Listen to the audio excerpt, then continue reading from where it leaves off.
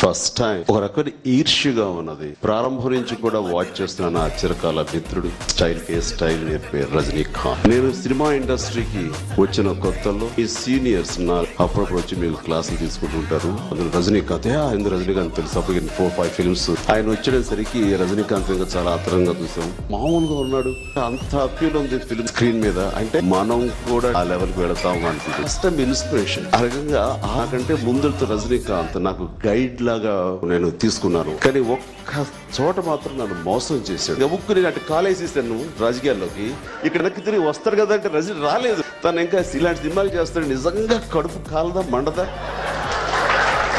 మళ్ళీ సినిమాలు చేయాలి అని అంటే ఈ సినిమా చూసిన తర్వాత కుదరద్దు అని అనలేను.